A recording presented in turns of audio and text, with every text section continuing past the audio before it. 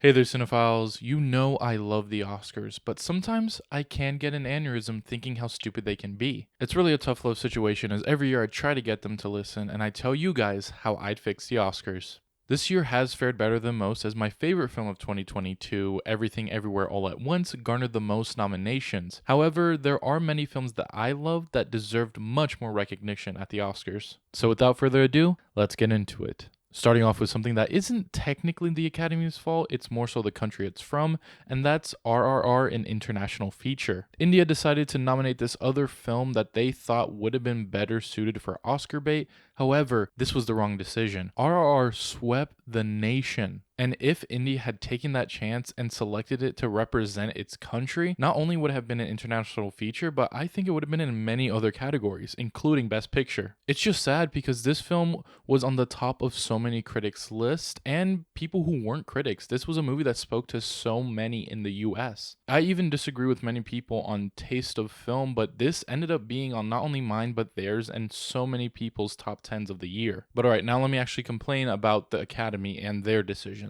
Let's talk Best Picture. An improvement over the last couple of years for sure, but no Babylon or RRR. I mean, these two films run circles around Avatar and Top Gun Maverick. Also, I'd have Bones and All over Triangle of Sadness. Speaking of Triangle of Sadness, let's talk about Best Supporting Actress. How in the world did Jamie Lee Curtis garner every nomination imaginable for her performance in Everything Everywhere All at Once? I was fully expecting to complain here about how Stephanie Sue deserved her spot, but let alone the person I had winning this category, Dolly D. Leon from Triangle of Sadness, wasn't even nominated, and that's because of Jamie. Now look, she's a great Nepo baby, and I love her in many things, but no, she did not deserve this performance. Dolly D. Leon should have won this category outright, but for her to not even get nominated is something that is truly sad.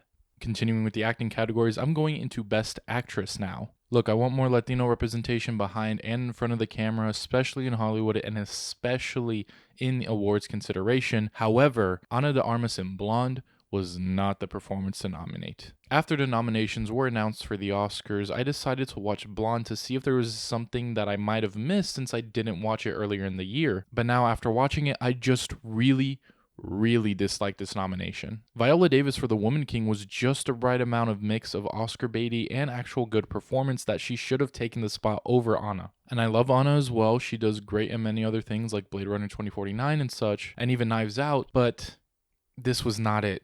This performance was just, it wasn't good. And not saying that's fully on her because the movie itself is just this weird nightmare. It rubs me the wrong way for her getting nominated for this performance, honestly. Getting into Best Actor now, I had just seen Bill Nighy's performance in Living, and I'm sorry, but Diego Calva from Babylon definitely deserved his spot. Bill Nighy doesn't do a bad performance in Living, but that movie, just like his performance, feels a bit too meandering and a bit lost. Meanwhile, as for Diego Calva, he was a breakout performance in Babylon. Not only did I see myself in his performance, but he's wholly his own character, and someone that I will be thinking about for years to come. And in a perfect world too, as much as it would suck to take out Colin Farrell for the amazing year he had, I'd have to put Ram from RRR. His performance had everything. Charisma, it was heartfelt, and that Natu scene alone deserved a nod. Alright, going to do some quick fire fixes now, and that's Babylon for cinematography over Empire of Light, Charlotte Wells for After Sun, and S.S. Rajamouli for RRR in directing over Martin McDonagh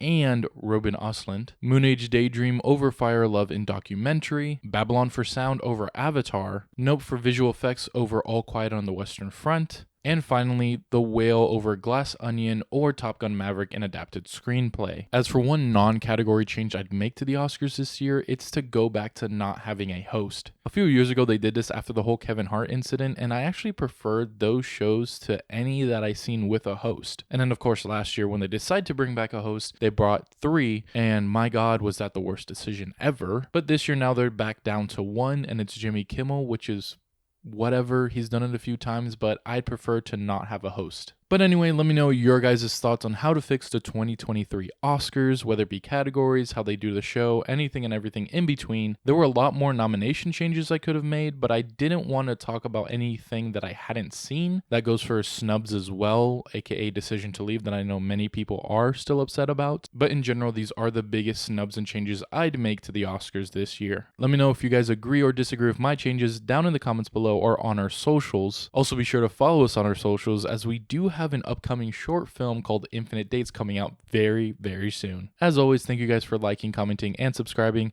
Stay tuned for more Yeti Films content, and I'll watch you later.